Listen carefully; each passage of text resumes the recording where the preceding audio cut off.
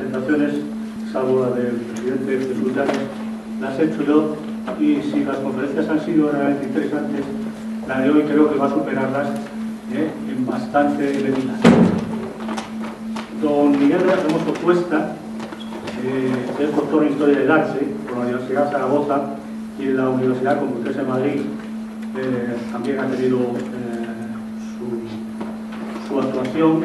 Investiga sobre arte barroco, se ha especializado en pintura barroca en España e Italia, es autor de multitud de libros, ha escrito diversos artículos en revistas especializadas en historia del arte, como Goya, El Sitio, Boletín de Museo, etc.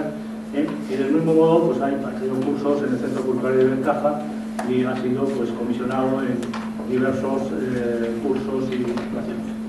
Creo que no solamente ya por su bagaje y su capacidad en este campo, sino por lo interesante y exótico de la conferencia, ya que nos va a hablar hoy del arte de lujo asiático entre el barroco y el islam, la joyería mogol. Creo que es un tema que va a ser extraordinariamente interesante. Lo digo porque además, con conocimiento de causa, ya ha dado otras conferencias en otros sitios y han sido un verdadero éxito. Espero que nos gusten. No quiero entretenerlos más, porque creo que la conferencia merece la pena en aprovecharla al máximo. Cuando quieras.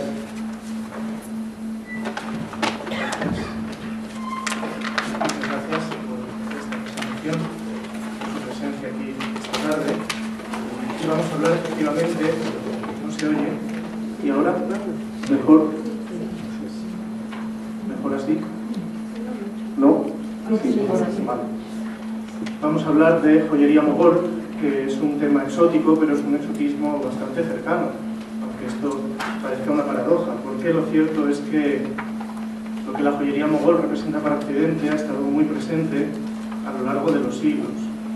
Si tomamos, por ejemplo, una obra de arte relativamente reciente, como este vestido sari de Cristóbal Valenciaga, de 1969, vemos que en él aparece todo lo que asociamos ya con la India. Un tejido lujoso, un brocado dorado y un montón de pedrería, en este caso es bisutería, en las orlas del vestido. Un vestido que se asocia además con la figura de Elizabeth Taylor, que fue su propietaria, una ávida coleccionista de joyas. Y las joyas y el lujo es lo que asociamos siempre con la India, gracias también a las películas y a todo tipo de obras de divulgación, como la famosa tumba india de Fritz Lang, la segunda parte del Tigre de Snapur, donde advertimos del mismo ideario, el mismo imaginario colectivo, de las riquezas del cuento, fabulosas, y unos occidentales que contemplan con cierto estupor este mundo donde parece que todo es posible. Lógicamente, los más importantes joyeros se inspiraron también en las joyas mogoles a la hora de hacer sus propias creaciones, como ocurre con este collar de Cartier de finales de los años 30, muy representativo del estilo denominado Tutti Frutti, en el que se aprecia la reutilización de una gran cantidad de esmeraldas talladas en la India en el siglo XVII, al igual que ocurre con este brazalete o con el collar, donde se reaprovechan las mismas piedras en una composición un tanto abigarrada, en la que parece que ya no cabe nada más. Algunas de las joyas más famosas que todos conocemos, luego veremos alguna más, son también mogolas, como es el caso de este broche que vemos en el hombro de Marjorie Merriweather Post, la reina del cereal de Estados Unidos, una obra creada por Cartier basándose también en estas esmeraldas mogolas de finales del XVII que estaban en la colección de esta mujer, a la cual vemos aquí con otro collar, también perteneciente a su colección. Ambos se conservan hoy en su museo, en las afueras de Washington, y donde vemos que todo lo que es mogol, que suena a la India, tiene siempre un atractivo añadido, porque lo asociamos inmediatamente con esa tierra del sueño, de riquezas que nunca se acaban. Lo asociamos con figuras como la dominación británica, con la reina Victoria y con estos virreyes 1903 montados a lomos de este elefante enjaezado, casi como si él mismo fuera también un virrey. O con los maharajas, maharanis de la India, descendientes de los mogoles, estuvieron sometidos a su mandato hasta el siglo XVIII, hasta que se hicieron más o menos independientes bajo la tutela del Imperio Británico, que aparecían siempre cuajados de diamantes, perlas, esmeraldas, rubíes y todo tipo de joyas. Quizá la más famosa sea Anita Delgado, por ser española, la Mazarandica Portala, a la que vemos aquí vestida la India y con la famosa esmeralda de la media luna, que era un adorno precisamente de uno de estos elefantes, pero que ella vio un día y le gustó tanto que consiguió que se lo regalaran y lo tenía un poco como su talismán y procuraba llevarla siempre con él. También en la India, este imaginario colectivo del pasado mogol como un pasado espléndido, un pasado de riqueza, de dominación y de esplendor artístico se ha mantenido hasta nuestros días, y hay muchísimas películas de Bollywood y otras un poco más serias que insisten en este tema de un pasado brillante antes de llegar a la decadencia de la dominación británica o al siglo XX. Es el caso de esta película, Yoda y Akbar, que nos habla del gran conquistador Akbar del siglo XVI y comienzos del siglo XVII, casado con una princesa Rajput. Y en fotogramas como este advertimos la inspiración en obras precisamente del siglo XVII que representan a los dos mismos personajes, Akbar y Yoda, tumbados, acostados en esta alfombra y rodeados de objetos preciosos, de coronas, de collares, de orfebrería y piedras preciosas. Así que hasta Europa, hasta Occidente, nos ha llegado la propia idea que los indios tienen sobre este pasado absolutamente espléndido. El imperio mogol es un imperio que cambia de frontera con el tiempo. Es un imperio que se establece a comienzos del siglo XVI por un descendiente de Tamerlán, que veremos enseguida, y en su máxima expansión llega a abarcar casi todo el subcontinente indio. Esta es la extensión del imperio mogol a comienzos del siglo XVIII, aunque no fue una extensión que durara mucho tiempo, y la parte principal del imperio mogol es la que estamos viendo aquí, la que abarca el Golfo de Arabia y la parte central de la India, con el Rajastán y ese triángulo de oro formado por las ciudades de Delhi, Agra y Jaipur, donde se establecía la corte mogol. El fundador del imperio mogol es Babur, o Babur, que nació en 1483, murió en 1530 y los años del reinado aparecen entre paréntesis. Sabemos que no fueron muchos años, pero es una figura bastante importante. Babur es un descendiente de Tamerlán, o eso dice él, es por lo tanto mongol, pertenece a esta tribu mongola, de donde derivará el nombre de Imperio Mogol y de los grandes mongoles. Y desde el actual Afganistán y Pakistán presiona constantemente sobre el sultanato de Delhi, que intenta conquistar, puesto que él a su vez es presionado también por el imperio persa, que entonces está en expansión, hasta que al final de su vida, en 1526, consigue por fin que caiga la capital, Delhi, se apodera de su tesoro y funda una nueva dinastía, la dinastía mogol de la India, cuyo último representante es Bahadur Shah, quien en 1857 cede por fin el gobierno a la reina Victoria y al virrey inglés en la India, y es un personaje bastante culto, como casi todos los grandes mogoles, pero sin ninguna importancia histórica o política. Entre estos dos personajes se suceden una gran cantidad de gobernantes, pero los más importantes son los que tenemos aquí, a los que se conoce con el nombre de grandes mogoles, los grandes emperadores o los grandes dominadores de este imperio. Pero desde la muerte de Aurangzeb hasta la de Bahadur Shah transcurren más de 100 años que se van sucediendo distintos mogoles que tienen un poder prácticamente nominal. Por eso nos vamos a centrar en estos personajes. A Babur lo vemos aquí en esta miniatura en la que aparece Tamerlán idealizado. Sabemos que era cojo, que tenía bastante mal carácter y era muy sanguinario, entregándole la corona de la India a Babur, que es al que vemos sentado aquí. La figura de Tamerlán va a ser tan importante para los mogoles que incluso en miniaturas de finales del siglo XVI, como esta, en la que se representa un banquete, sabemos que a comienzos del XVII se rasparon los rostros de todos los personajes y se repintaron para que todos fueran parientes de Tamerlán.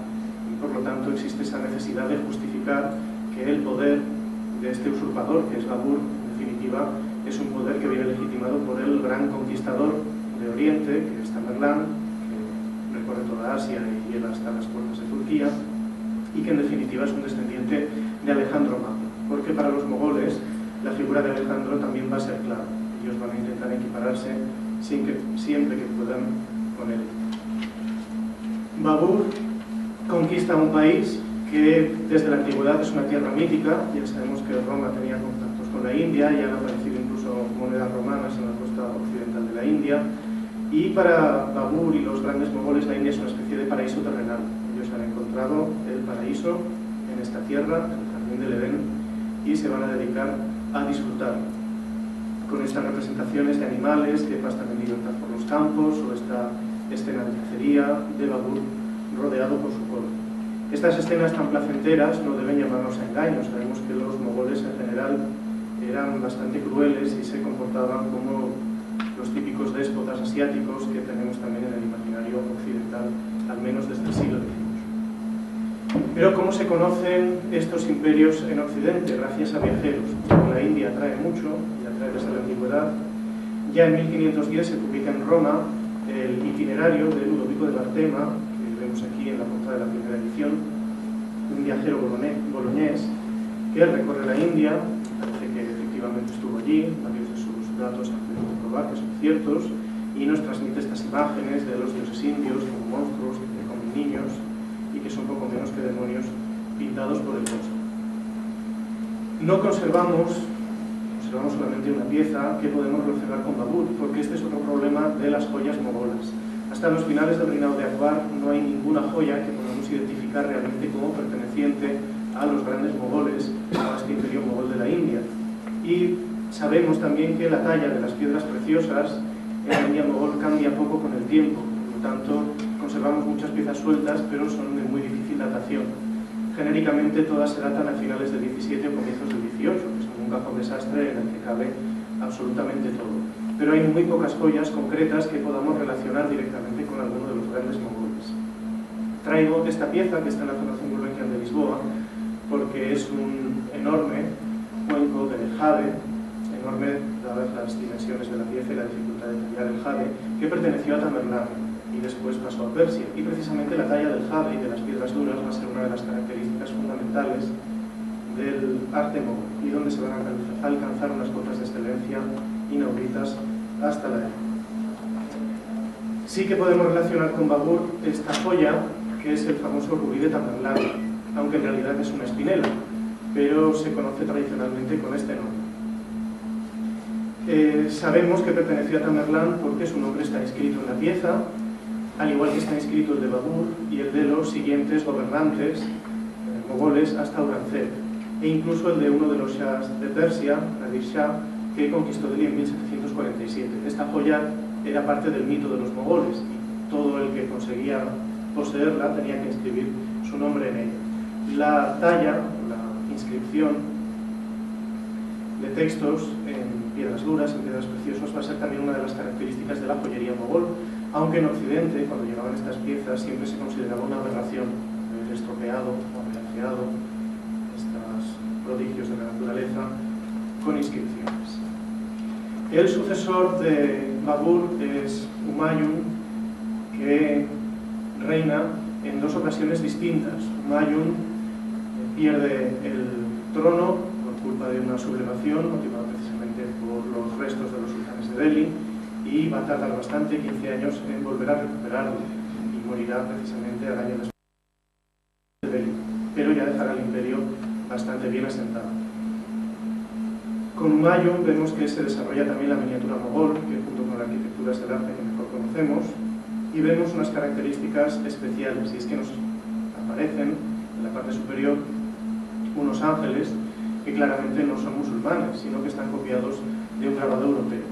La India se va a convertir ahora en una encrucijada de culturas, con los portugueses y los occidentales comerciando en el occidente de la India a través de Goa y otras bases, y por otra parte se va a asumir parte de la iconografía típica de la religión hinduista, con otras influencias persas, como vemos en la miniatura, en las vestimentas o en la postura del propio Humayun, que está aquí al pie de este árbol.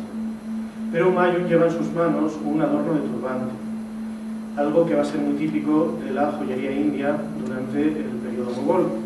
El adorno de turbante, llamado sarpés, si va acompañado de una banda horizontal en la parte inferior, va a ser el símbolo del poder mogol por excelencia. Solo los miembros principales de la corte van a poder ostentar esta joya frente a sus turbantes o van a poder llevarla en las manos en las miniaturas.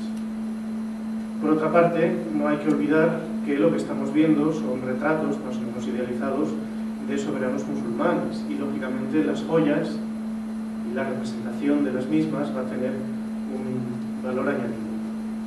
Vemos, por ejemplo, en esta sura del Corán que se dice que aquellos que caminan por la senda de la rectitud van a descender los ángeles y que van a exultar por el paraíso que os ha sido prometido. Muchas veces las joyas van a representar virtudes asociadas al paraíso, como la fe, la constancia, por su dureza, la esperanza, por su color, la fortaleza, es el caso del diamante, y por lo tanto la acumulación de piedras preciosas se va a convertir también en una especie de paraíso que nunca conoce el otoño, porque todas mantienen siempre su brillo y su esplendor. Y la posesión de joyas se convierte también en un emblema de la bendición que Dios ha otorgado sobre aquel que las lleva. Pero por otra parte, las joyas en la India son también muy importantes, puesto que según el mes y el día en el que ha nacido cada uno, va a tener una joya asociada que le va a ser especialmente propicia o benéfica para la salud. Por lo tanto, es importante que esas joyas, que son apotropaicas, son protectoras para la salud, estén en contacto con nuestra piel el mayor tiempo posible, y cuantas más llevemos encima, más longevos seremos. Por lo tanto, en la India se unen estas dos corrientes, la hinduista y la islámica, en un país que cuenta además con minas de diamantes y esmeraldas, y por lo tanto va a ser fácil que exista esta enorme cantidad de joyas que vamos a ver representadas en la miniatura. No conservamos ninguna joya que podamos relacionar con Humayun, excepto otra vez este rubí de Tamerlán, también tiene escrito su nombre, y si estos dos primeros grandes mogoles tuvieron dificultades para asentar su poder y establecerlo, no va a ocurrir lo mismo con Akbar. Akbar va a ser el gran dominador o el gran emperador al que todos se van a referir siempre como modelo a imitar, e incluso su sobrenombre, Akbar, ya quiere decir el grande, es decir, es un nuevo Alejandro Magno, que va a conquistar toda la India. Lo vemos aquí, rodeado por su corte, con todo el esplendor de estos nichos de mármol, con objetos de metales preciosos, trono, con de oro, mientras un personaje, un escritor, le presenta un manuscrito. Con Akbar se establecen ya definitivamente los portugueses en Diu y en Goa, llegan también los holandeses, y los grandes mogoles sucesivos, hasta Aurangzeb, van a tener un gran interés por todo lo que Occidente les puede ofrecer, incluso por tener nuevas ideas religiosas, nuevas técnicas artísticas, y vamos a ver que se va a crear un arte muy interesante, hasta el punto de que artistas europeos llegan a la corte de Akbar y hacen este retrato del gran mogol, que se aparta totalmente de todas las convenciones musulmanas.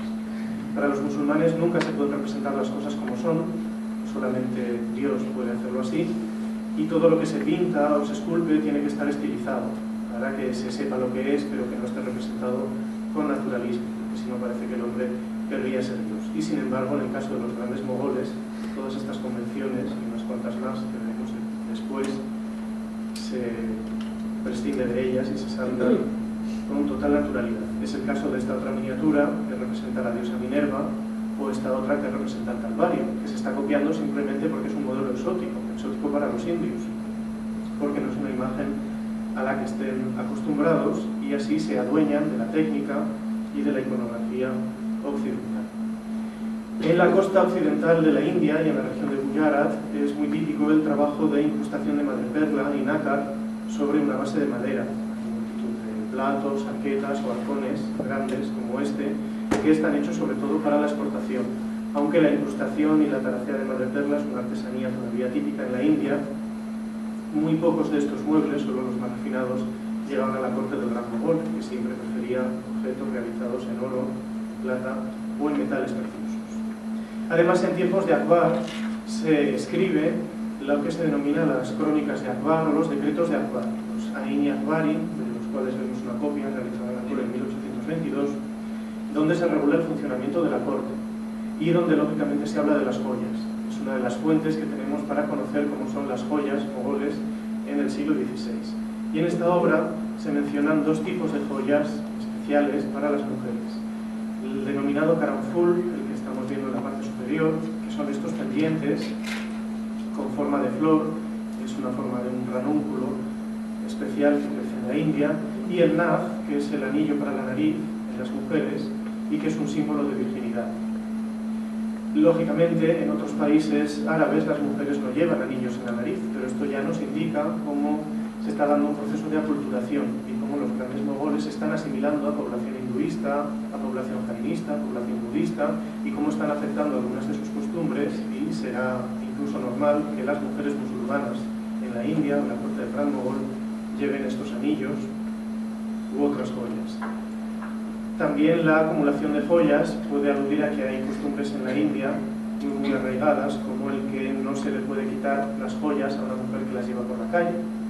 Se considera poco menos que una blasfemia o como si hubiera sido ultrajada públicamente, por eso muchas de ellas las pueden llevar todo el día. Si las dejaran en casa, sí estarían expuestas a algún tipo de cosa. Con Akbar se tallan las primeras esmeraldas que conservamos procedentes de la corte mogol. Las más antiguas tienen una talla en relieve, las esmeraldas nunca se tallan de manera facetada, sino que siempre se tallan en relieve o muestran inscripciones en ellas, pero las más antiguas tienen un relieve un tanto asimétrico, mientras que conforme avanzamos a lo largo del siglo XVI, el relieve va adquiriendo una forma más simétrica, más centrada, y en ocasiones aparecen incluso temas inauditos, como esta representación que vemos aquí, en el cual una esmeralda aparece incrustada y con una representación de la Virgen y el Niño, en un trono, acompañada por San José y por un ángel músico. Todo, claro, pintado o representado con una iconografía que es más propia del arte hinduista, pero que esto se haya hecho para la corte de un príncipe musulmán ya nos habla de esa amplitud de miras que tenía Akbar y también algunos de sus sucesores. Durante el reinado de Akbar están documentadas también dos técnicas que van a ser muy populares en los siglos posteriores. La técnica Vidri se denomina así porque su principal centro es la ciudad de Vidar.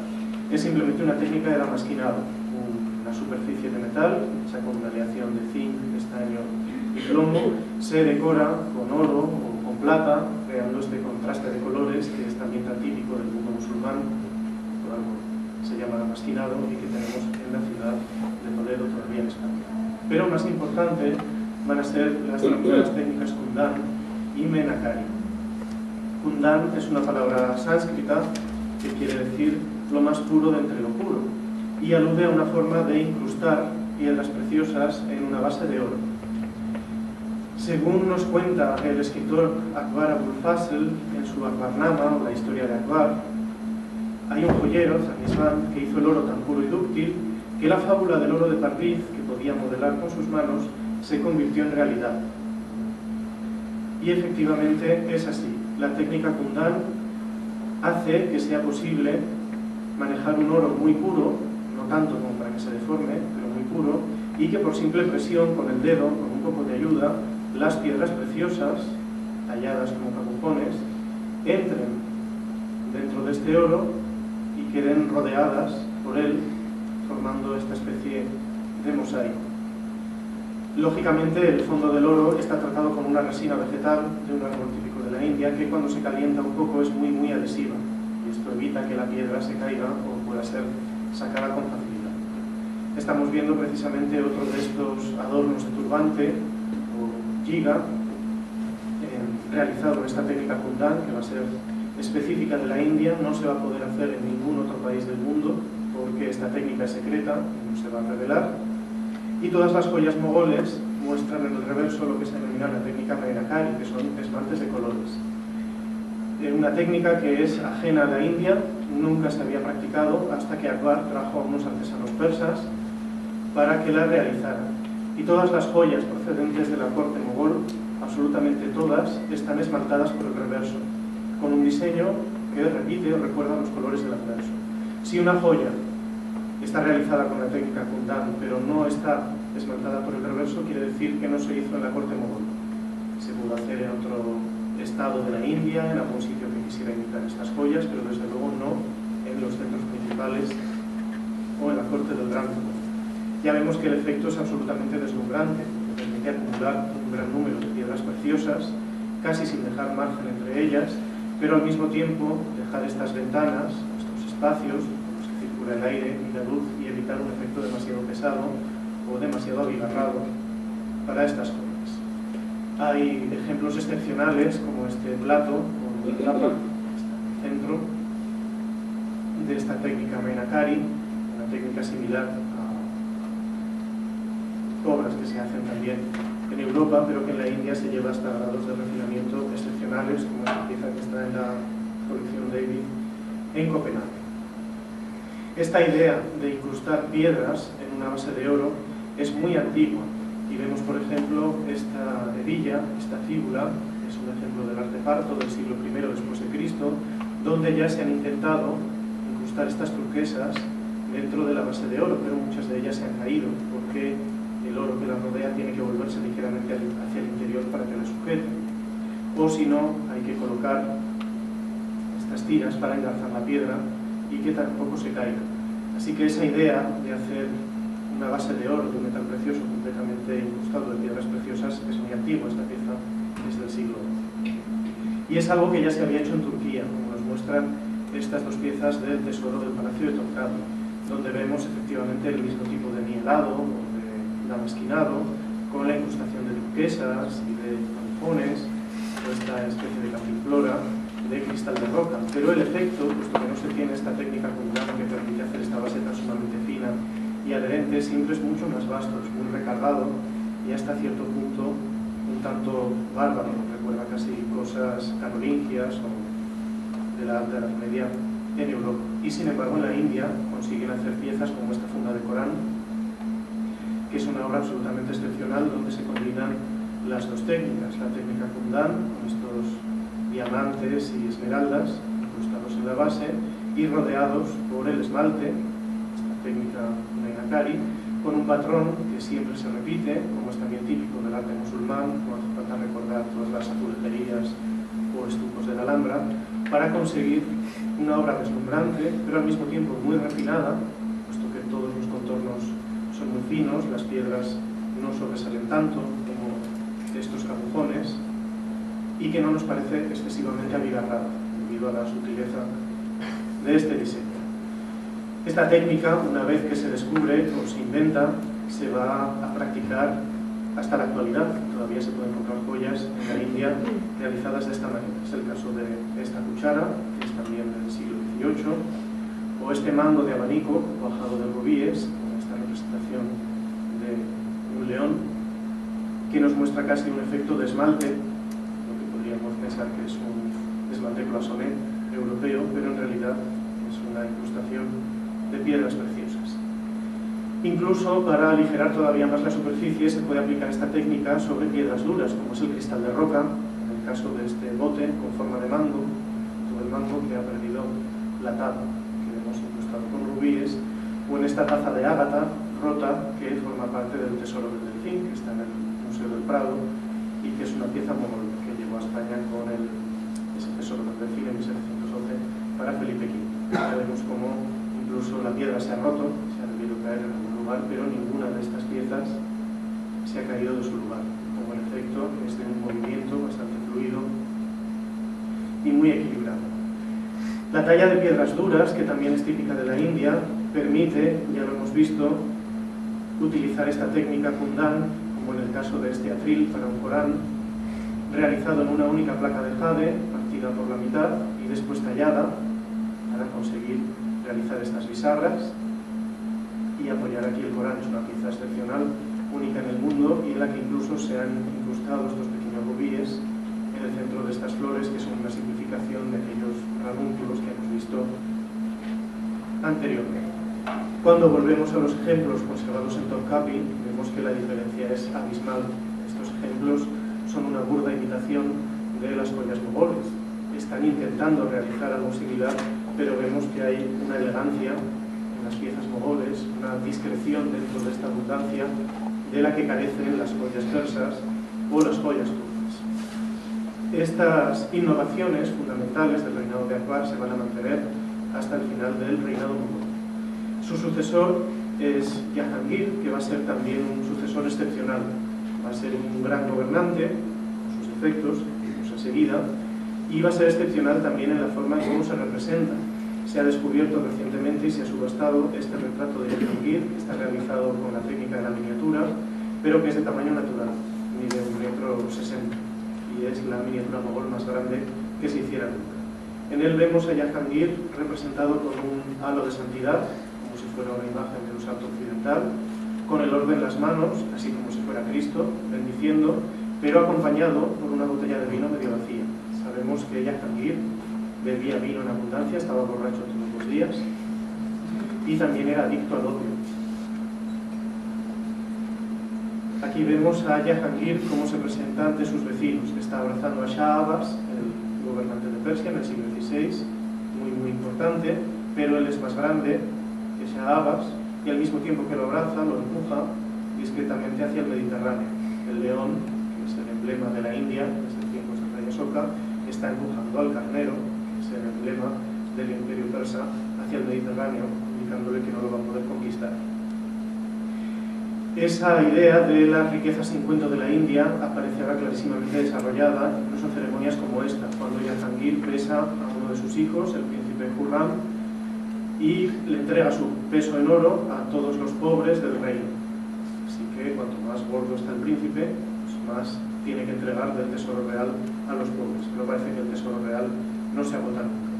Esa asimilación de distintas corrientes artísticas y culturales aparece también en representaciones como esta, de la Virgen dando de mamar al niño, que podría ser perfectamente una cortesana de Jahangir, o en esta otra representación donde aparecen asomados en los balcones el propio Jahangir y el niño Jesús, detrás de una celosía tallada en mármol, como las que hay en tantos edificios de Agra, pero eso sí, Jahangir por encima del niño Jesús.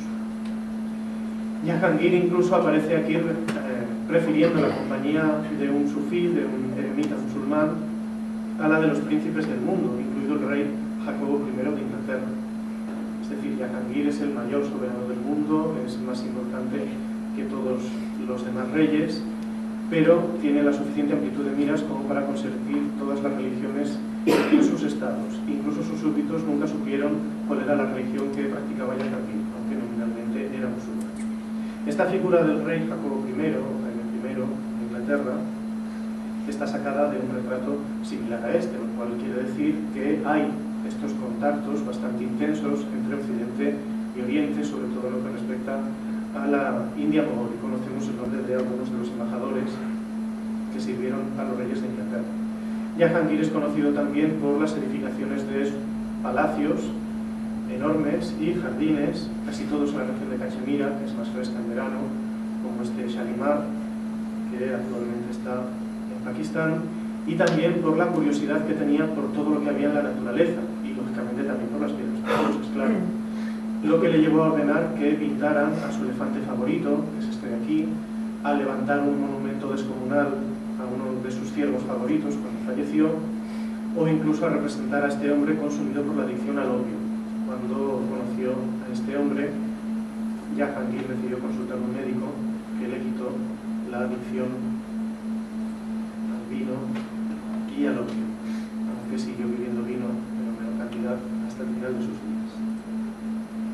Jahangir estaba tan borracho todos los días, sin estar borracho no podía gobernar, que era presa fácil de los caprichos de su mujer, de su mujer principal, la emperatriz Nur Jahan, de una belleza también fabulosa y casi mítica, a la que es representada a la izquierda. Vemos como los dos sostienen sendas tazas de vino en las manos. El vino está prohibido por el Islam, por el Corán, pero el que un gobernante musulmán, un gran mogol, se represente en una miniatura oficial con un vaso de vino en la mano ya nos indica la libertad que era posible practicar en algunos lugares del imperio. Esta corte tan refinada, lógicamente, va a hacer inventos refinados. Hasta el reinado de Jahangir, el adorno del turbante terminaba de forma absolutamente vertical, pero él añadió una perla en el extremo, lo estamos viendo aquí, o como vemos aquí, de forma que la punta de las plumas se curvará ligeramente hacia abajo, dándole un movimiento más grácil. Por eso, cuando estas piezas se hacen en piedras preciosas, como esta conservada en la Victoria de Alberto de Londres, se les añade, aunque no haga falta, esta perla o esta esmeralda al final, indicándonos que lo que estamos viendo es la transposición de una pluma de verdad que se curva ante el peso de esta piedra preciosa. Thomas Rowe fue uno de los embajadores de Jaime I de Inglaterra ante la corte de Jahangir, y con él se llevó modelos de joyas europeas, sobre todo de un joyero holandés llamado Arnold Lals, joyas de las cuales hemos conservado este dibujo, y no obras de Lals, ninguna en concreto, pero sí obras cercanas o que se inspiran en sus modelos, como este pinjante, como un hipocampo, o esta otra joya con el nombre de Jesús. Y sabemos que a Jahangir le encantaron estos modelos, así que él intentó reproducir algunos de ellos o que los adaptaran sus orfebres para usarlos en la corte. Hemos conservado también alguna pieza que podemos relacionar con Jahangir, sobre todo esta daga, que sabemos que fue diseñada por él, fue hecha en el año 1626, donde la técnica Kundan, la técnica tan especial, y el uso del nielado en parte de la hoja de esta. Y hemos conservado también este otro collar de espinelas, que también se subastó recientemente y que lleva inscrito su nombre varias veces. Aunque no nos parece una pieza muy refinada, parece que le perteneció o perteneció quizá a alguna de sus mujeres. Y otra pieza que está asociada con él, porque lleva su nombre inscrito, es esta tortuga de una clase muy especial. Es un tipo de tortuga de agua dulce que solamente existe en el río Indo, realizada en jade y que se conserva en el Museo Británico de Londres. Es una pieza pequeña, pero vemos hasta qué punto llega la pericia del artista de la corte del Gran Mogol, que es capaz de aunar una forma claramente geométrica, el óvalo de esta concha, con los detalles que son también muy naturalistas de la cabeza de esta propia tortuga. Y hemos conservado una joya absolutamente excepcional y a la cual Jahangir le tenía mucho precio, aunque no esté hecha con un metal que consideremos precioso porque es de hierro, pero sí es precioso por su escasez. Es un cuchillo hecho con hierro procedente de un meteorito. Le apasionaba todo lo relacionado con la naturaleza, presenció la caída de un meteorito, ordenó que lo buscaran, y cuando vieron que la mayor parte del mismo era de hierro, ordenó fundirlo y que le tallaran este cuchillo de una sola pieza, que según él mismo dice en sus memorias, las escribió, cortaba especialmente bien. Así que ya vemos el refinamiento al que llega esta corte, que busca siempre el objeto único y más espléndido que todos sus vecinos. Si conocemos una figura dentro de los grandes mogoles, esa sin duda la de Shah Jahan, que quizá no fue el gobernante más afortunado y el más rico, pero fue el constructor del Taj Mahal, y lógicamente eso es algo que todos conocemos. Vemos como en esta miniatura aparece con las perlas en los extremos, en las plumas del turbante, esta innovación del reinado de Jahangir, con el adorno para el turbante en la mano, recibiendo la adoración de un jefe local y apareciendo una vez más como dueño del mundo, representándose también a caballo, forjado de joyas, como no podría ser de otra manera, en la pose del caballo que está reproduciendo la del emperador Marco Aurelio, que está en el Capitolio en Roma. De Shah Jahan hemos conservado también algunas joyas que sabemos que le pertenecieron. Es el caso de este anillo, es un anillo de arquero para ponerlo en el pulgar, porque la forma de disparar el arco entre los mongoles es distinta que en Occidente, que es un modelo que reproduce este otro tipo, más típico y más usual, este jade, pero este es de oro totalmente incrustado, es con diamantes, rubíes y esmeraldas, que se conserva en el Museo del Hermitage. Quizás la pieza más espectacular sea la taza que usaba para beber vino, que se conserva también en el Victorian Albert Museum de Londres. Es una pieza tallada en jade, en un jade trabajado con torno, y es prácticamente transparente. Es una pieza única, absolutamente excepcional, muy delicada, y que nos muestra la enorme cantidad de jade que se ha tenido que eliminar simplemente para aprovechar esta pieza, con la cabeza del carnero y esta rosa en la que se apoya en la parte inferior. Las piezas de jade indias eran tan sumamente apreciadas que se exportaban a otros países y se imitaban. Esta, por ejemplo, se exportó a China, donde se grabaron estos caracteres, y los chinos son expertos en la talla del jade, lo llevan haciendo desde tiempos prehistóricos. Pero en la corte de Shah Jahan se llega a un grado tal de sutileza en la transparencia de las paredes y en aprovechar al máximo el material que se convierten en objetos cotizados por todas las cortes vecinas. Y también en tiempos de Shah Jahan aparece una tipología nueva, son los camaceos, algo que no existía hasta entonces en el arte mogol y que se debe también a la influencia europea. En última instancia, a la influencia de las joyas del Imperio Romano, pero también a camaceos realizados en el siglo XVI, con representaciones de monarcas europeos y que seguramente en la India se conocieron. Es más, no se sabe si el camafeo que tenemos a la izquierda, que está en París, pudo haber sido realizado por un artista europeo contratado por Shah Jahan para hacer este tipo de obras. La iconografía con el Shah de perfil es la misma que aparece también en las monedas imperiales romanas. Tampoco podía faltar la talla del marfil, con este mango de abanico, con estas flores más naturalistas, de las que se veían en el reinado de Jahangir, que nos recuerdan los relieves de mármol del Taj Mahal. Unas flores que se inspiran en alfombras, en decoraciones de pared, trabajadas en seda y terciopelo, como estas que tenemos aquí, y que aparecen también en la base, en los exteriores del propio Taj Mahal, como si fuera un jardín petrificado. Cuando comparamos estas incrustaciones y esta talla de piedra dura con modelos contemporáneos, que seguramente fueron los que motivaron a los artistas mogoles a hacer estas obras, realizados en Florencia, el famoso taller Gran Ducal de la familia Medici, vemos que los florentinos están preocupados por un efecto de riqueza, por un cierto naturalismo, pero que los mogoles lo superan en abundancia. Vemos estas flores tan sumamente refinadas y exquisitas que no crean composiciones abigarradas y que destacan el blanco del mármol, con incrustaciones de ámbar traído de Birmania o de lapislázuli de Afganistán. Lógicamente, estas flores aluden también al jardín del paraíso, en el que van a entrar los creyentes cuando mueran, y merecieron incluso los elogios de poetas de la corte, como Abu Talib Talim, poeta de tiempos de Shah Jahan, que las prefería incluso a las flores auténticas. Estas flores aparecen en todo tipo de obras del reinado de Shah Jahan, como esta caja con tapa y con plato del Museo Metropolitano de Nueva York, como si estas hojas casi de otoño hubieran caído desperdigadas por la bandeja y hubieran salido de este pequeño recipiente. Pero sin duda la joya más famosa que construyó Shah Jahan es el trono del pavo real, un trono de más de 2 metros de alto, descomunal, de oro, cuajado de piedras preciosas, con 2 pavos reales flanqueándolo, estos que están aquí, y que cuando Delhi cayó en poder del Imperio Persa, Nadir Shah, en 1747, fue llevado a Persia y después se perdió.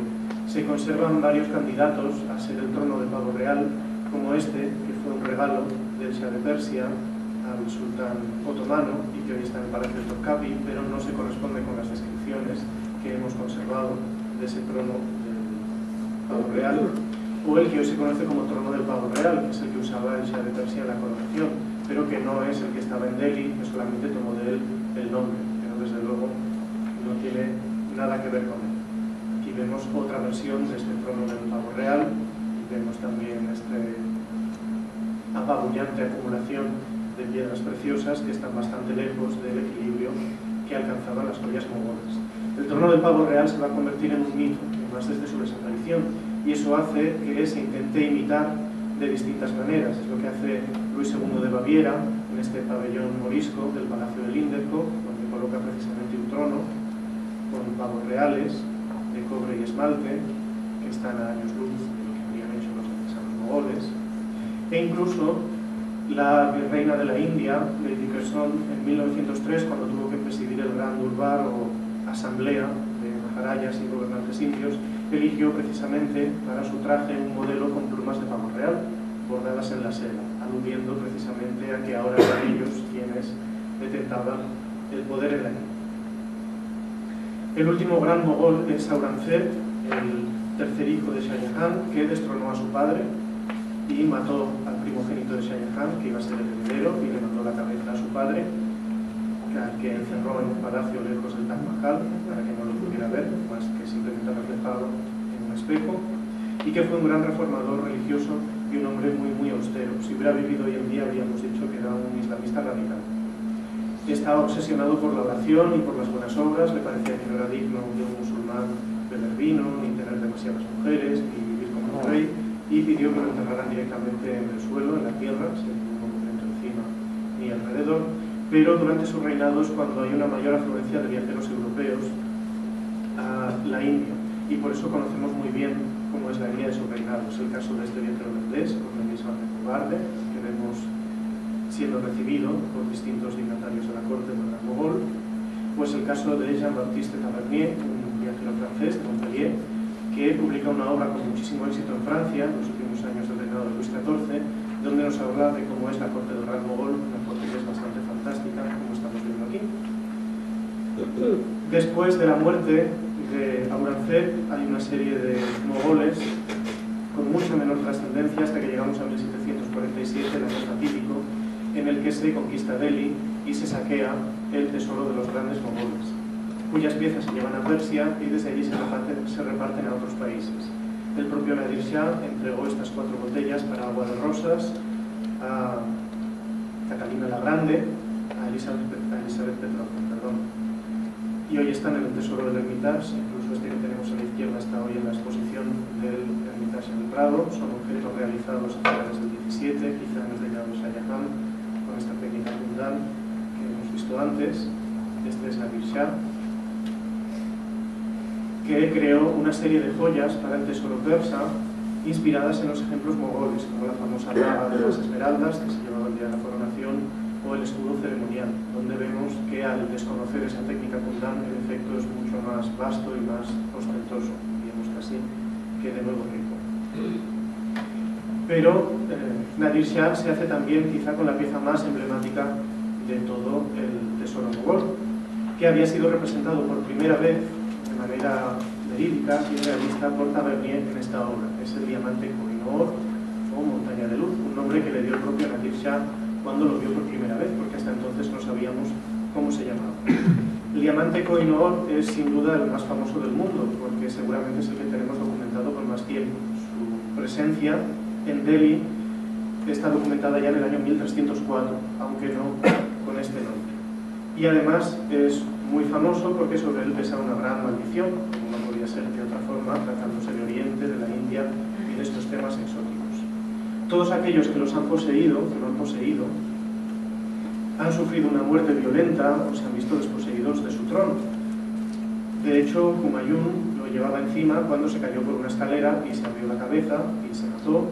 Babur ya hemos visto cómo le costó mucho conquistar el sultanato de Delhi.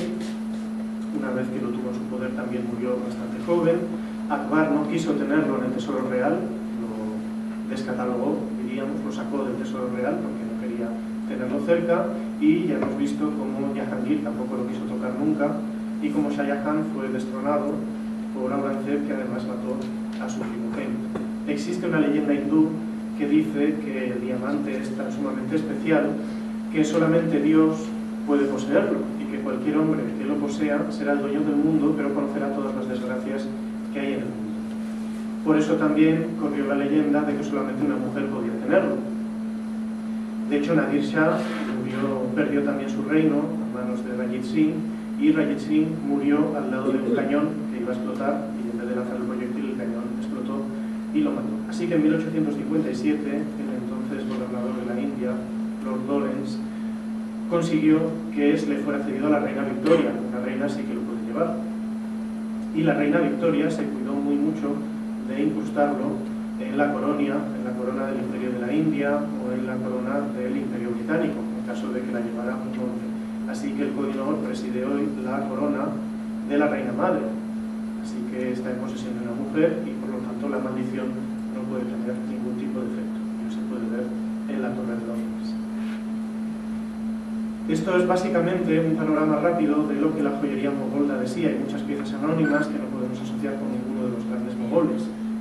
Pero lo que sí advertimos es que los artistas mogoles fueron capaces de crear una joyería que es única en el mundo por la técnica y por las formas, y también por la distribución de las superficies planas y de las zonas de color, en un tratamiento absolutamente exquisito de todas las superficies, como vemos en esta jarra de jade en forma de calabaza, hueca, o en esta caja adornada con esta técnica. Si nos llama algo la atención de la joyería mogol es sobre todo el uso de unos colores muy intensos, que hasta entonces no estaban presentes en la joyería musulmana. Lo hemos visto en el caso de las turquesas y de estas piezas turcas. Pero es algo que se entiende cuando se comparan estas piezas con alfombras, con textiles, con colores muy intensos que repiten los mismos patrones vegetales, reiterados una y otra vez, o con tradiciones locales como la del Holi, esa fiesta de primavera en la que se lanza polvo de colores, hecho con hierbas medicinales, a todos los asistentes. La India es un país de contrastes muy fuertes y de un colorido muy intenso, y no es de extrañar que esto sea muy atrayente y que los joyeros hayan querido incrustarlo en todas las joyas. Unas joyas que, aunque son terriblemente ricas y llenas de piedras preciosas, nunca dan la sensación de abigarramiento, porque los artistas mogoles utilizan siempre muy pocos colores en la misma joya. El rojo del rubí y el blanco del diamante, o el verde de la esmeralda, el blanco del diamante, como es este caso. Procura que las joyas no sean muy grandes para conseguir un efecto general de color, pero no desde luego una gran ostentación con joyas de gran tamaño, como hemos visto en los ejemplos persas.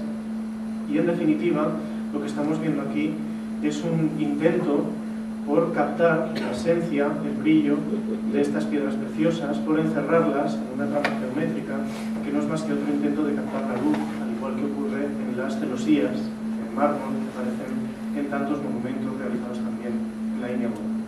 Muchas gracias.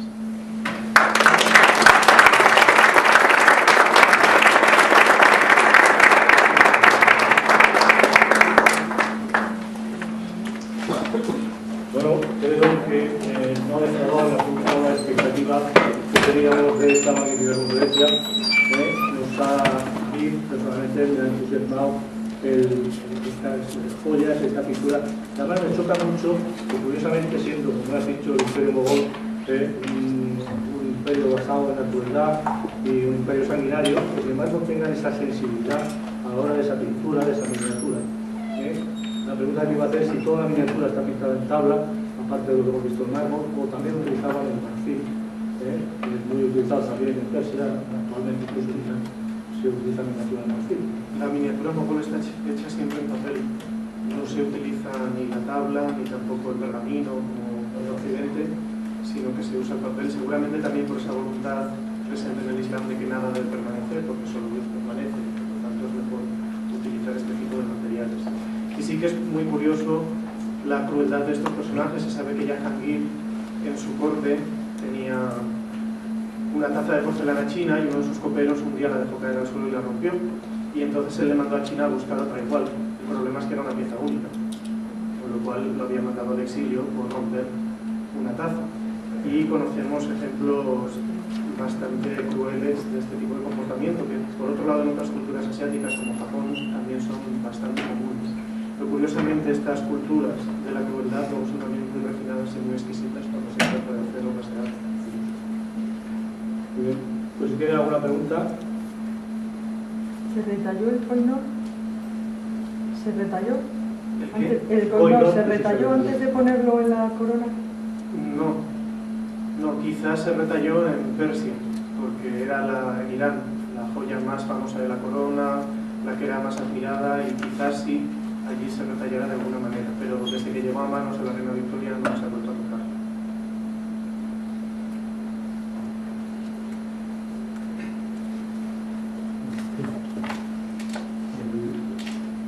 Sí, el rubí que hemos visto, que era una espinela, no recuerdo ahora el nombre que llamaba. Rubí de Tamerlán. ¿Lo tienen ahora en Inglaterra? No, está en Kuwait, en un museo que se llama Dar al-Atar, que está en Kuwait y que es una fundación de un jeque que ha ido comprando a lo largo de su vida todas las joyas mogoles que ha podido, y es la mayor concentración de joyas mogoles que hay en el mundo ahora mismo. De hecho, este adorno de turbante está también en ese museo, y la daga de Jahangir también está ahí. La técnica de incrustar en el oro, digamos que la aleación de oro que tenía era tan blanda que al recibir calor la piedra se podía quedar dentro y no, digamos que la incrustación, la piedra no era expulsada por la vibración. No, de hecho el oro tampoco era calentado. Es una aleación casi tan pura que con presión entra directamente dentro. Es como si aprietas en un cojín el dedo y se hace ese hueco. Y como en el fondo hay esta resina del árbol, que se llama LAC, que cuando se calienta ligeramente es muy adhesiva, es muy pegajosa, simplemente con esa presión y habiendo calentado previamente la resina, el rubí o la esmeralda ya se queda fijada allí. Pero lo cierto es que la técnica histórica es un secreto. Ahora esta técnica cultural se trabaja de otra manera. Claro, porque el oro tiene que ser lo suficientemente dúctil como para que permita esto, pero no tan blando como para que se pueda deformar si agarras muy fuertemente la pieza. Y eso es lo que las hacía tan especiales también para los persas, los turcos y para los chinos y el resto de culturas.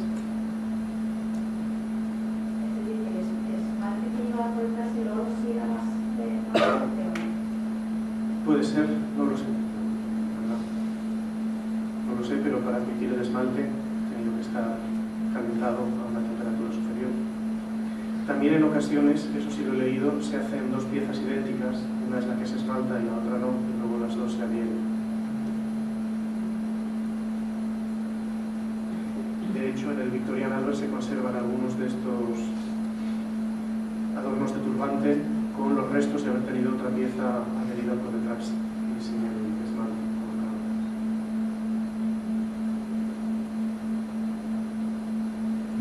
No he visto que hiciera mención al diamante del Shah Jahan, que ha sido subastado ahora por propiedad del Ministerio.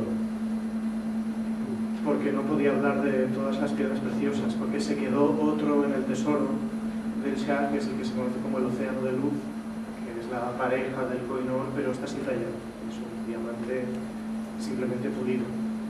Pero había que seleccionar, y sí me he pasado el tiempo, pero nos hemos dejado bastantes joyas, pero por lo menos sí quería hablar un poco de las más especiales, de las que conocemos que pertenecieron a los emperadores, y hablar también un poco de las técnicas. ¿Tiene publicado este trabajo?